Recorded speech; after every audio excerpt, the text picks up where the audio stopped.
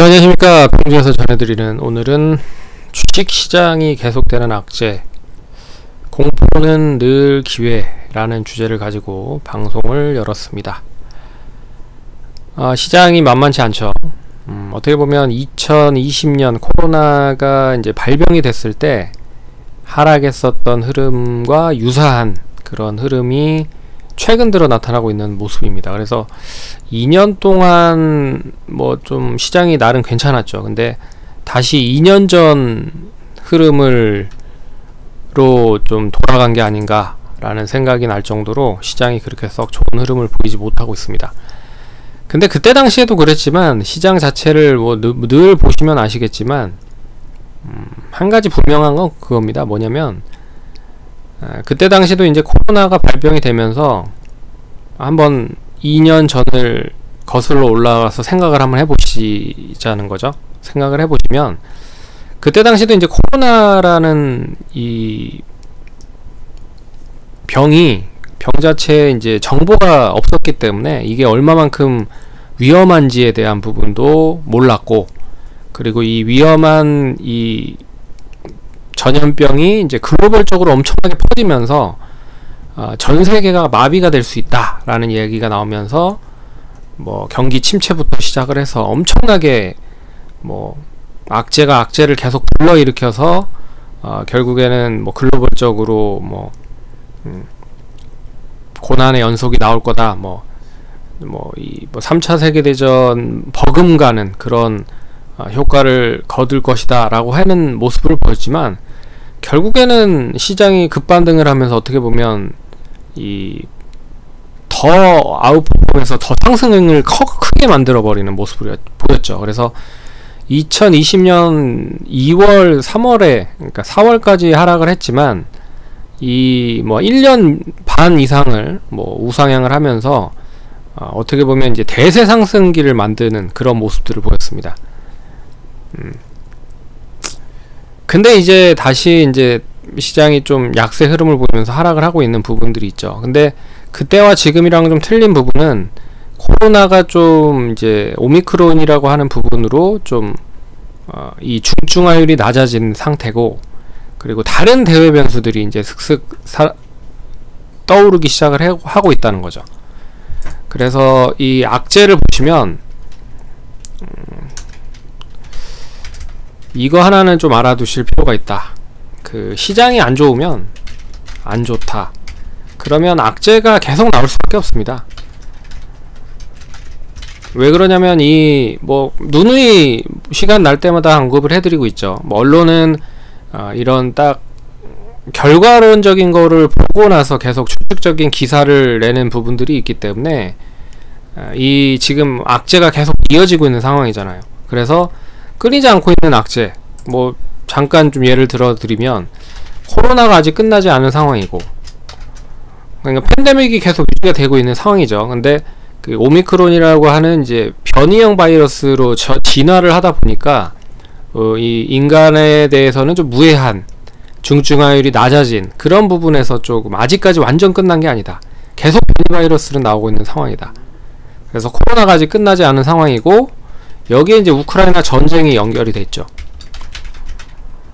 여기에 뭐 아시다시피 이제 중국이 셧다운 들어갑니다. 그래서 지금 이제 상해부터 시작을 해서 북경까지 이제 지역 자체가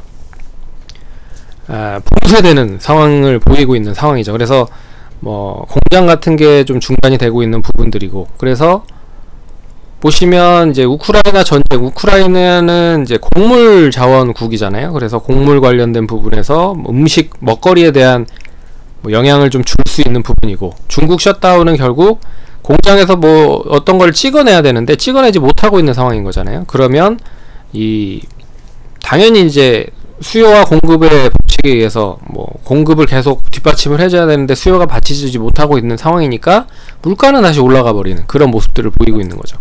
여기에 뭐 미국의 인플레이션 관련된 부분, 금리 인상 관련 긴축 의견까지 뭐 악재가 계속 나오고 있습니다. 오늘은 또 이런 악재가 또 터졌죠. 루나, 테라, 비트코인 가격 급락. 그래서 이 루나라고 하는 이런 그 비트코인이 97%, 그리고 루나라고 하는, 그러니까 테라라고 하는 비트코인이 마이너스 68% 하락을 하면서, 어떻게 보면 오늘 좀 더 많이 하락을 한 업종 중에 하나가 이제 게임 관련된 부분과 그 NFT 관련된 종목들이었잖아요. 그 비트코인과 연계가 되는. 그래서 이런 악재까지 터져버리니까 시장이 뭐 걷잡을 수 없이 하락이 나온 모습들이 나타난 거죠. 그래서 주가 흐름을 보시면 좀 가관도 아닙니다. 네, 가관도 아니다. 업종 차트인데요. 그동안에는 계속 이제 850선을 유지를 하려고 준비를 하고 있는 상황이었다. 이미 뭐 우리 시장은 이미 1월부터 이제 조정이 좀 들어간 상황이고, 미국 시장을 잠깐 볼까요? 미국 시장을 보시면 1월 달에는 같이 떨어진 모습들이 나타났습니다. 근데 3월 들어서 상승을 하면서 거의 뭐 1월에 그 하락했었던 부분까지는 반등을 하지 못했지만 그래도 꽤 많이 반등을 했죠.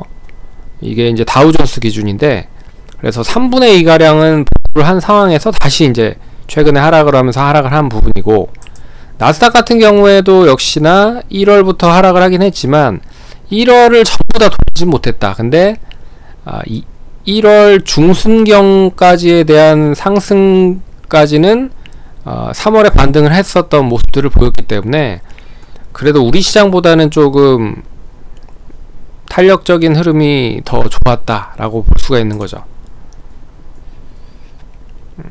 어떻게 보면 우리나라는 뭐 코스닥을 기준으로 봤을 때는 못해도 한 970, 80선 정도까지는 올라왔어야 된다라고 보고 있는데, 뭐 50 정도 선밖에 올라가지 못했죠. 그리고 나서 다시 하락을 한 부분이고, 그러니까 미리 선반영이 되면서 하락을 했기 때문에 코스피도 마찬가지고 코스닥도 마찬가지고, 그렇기 때문에 추가적인 하락이 좀 그러니까 좀 긍정적인 효과로 좀 이어지는 모습들이 나타났었죠. 그래서 삼성전자를 비롯한 시가총액 상위 종목들이 코스피 같은 경우는 잘 버텼었던 흐름이었고, 반면에 코스닥 같은 경우에는 오늘 이제 지난번에 저점을 완전하게 갱신하진 않았습니다. 근데 지난번 저점 부근 때까지 임박을 하면서 하락을 했기 때문에 이 흐름이 이제 얼마만큼 내일 저점에서 매수가 유입이 되는지가 관건일 것 같고, 결국에는 이 추이 자체가 지금 이제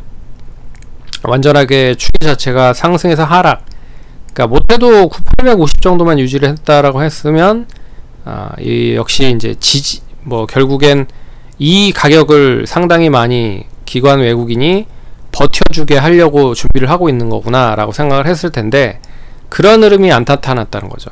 그래서 동반적으로 좀 약세 흐름을 보였고, 코스피도 마찬가지죠. 코스피도 2600선은 유지를 할 줄 알았으나 이탈이 되면서 2550까지 하락을 한 모습이 나타났다.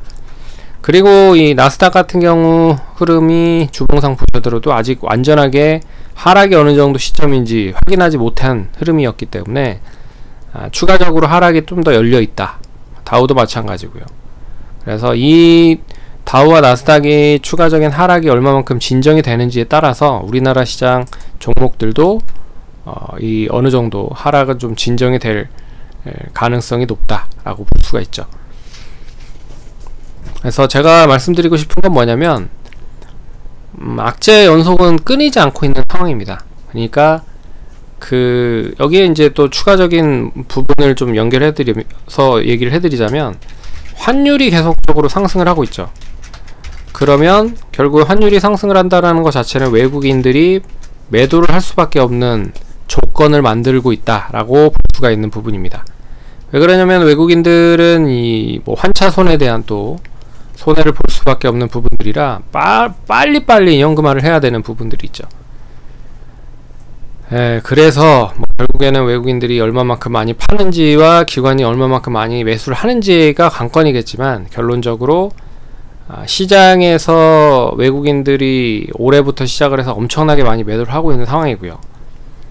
그래서 완전하게 이 시장이 상승을 하기 위해서는 여러가지 조건들이 필요하다. 근데 그 조건들이 한 번에 나오진 않을 거다 라고 말씀을 드릴 수 있을 것 같고, 조금씩 하나씩 좀 풀어지면서 결국엔 시장이 좀 좋아지면 그때부터는 이제 시장이 급반등이 나올 가능성이 높다라고 보고 있습니다. 그래서 시장이 반등을 하기 위한 조건은 뭐 이 반등이라고 하는 게 이제 급반등보다는 뭐 서서히 계단식으로라도 상승을 하기 위해서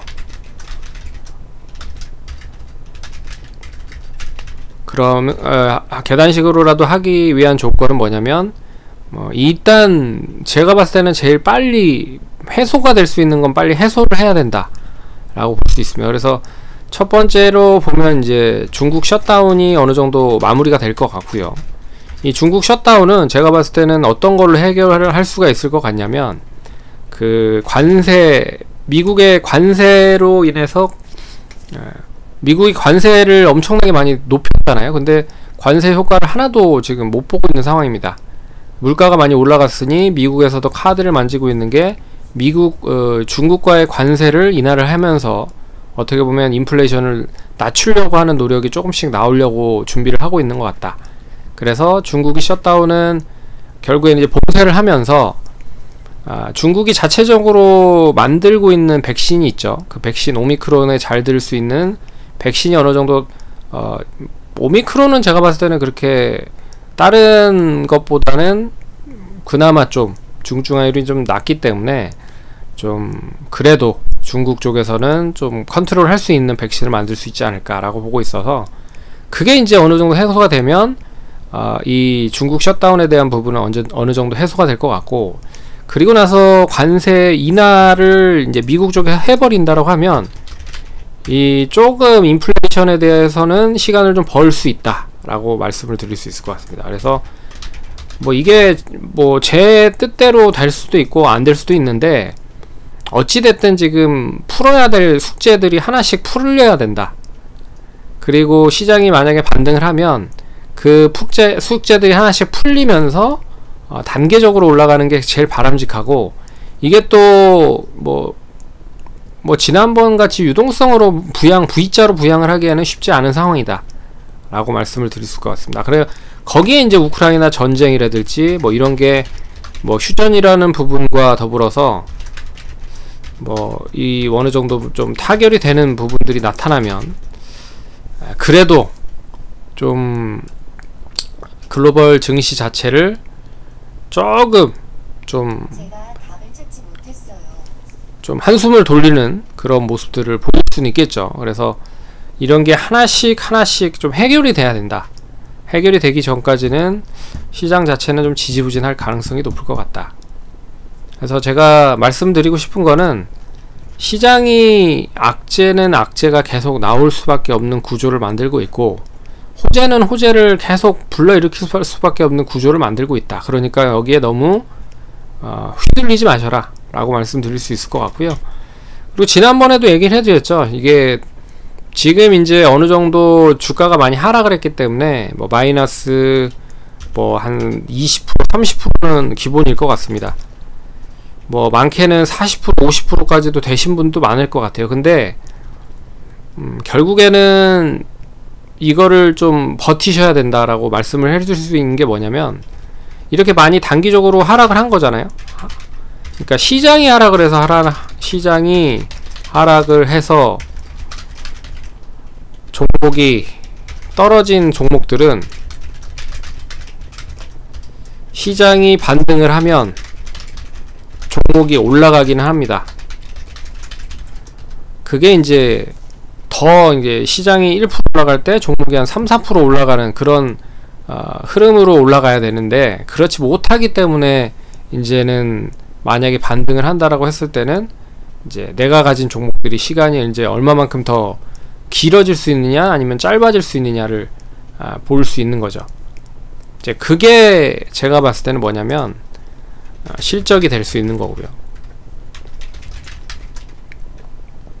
왜 그러냐면 똑같은 가격으로 떨어졌다라고 하면 가격이 당연히 실적 좋은 종목이 더 많이 가격 매력이 높겠죠. 그러니까 똑같이 생각을 해보는 거죠. 뭐 제가 뭐 목동에 살고 있는데 목동에서 거주하는 사람들과 강남에 거주하고 있는 사람들이 있는데 아파트 가격이 똑같이 떨어졌어요. 그럼 뭘 살 거예요? 그렇게 물어본다라고 하면 쉽게 설명을 할 수가 있죠.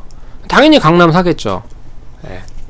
강남이 더 많이 오를 거니까. 뭐 그런 거랑 마찬가지라고 생각하시면 됩니다.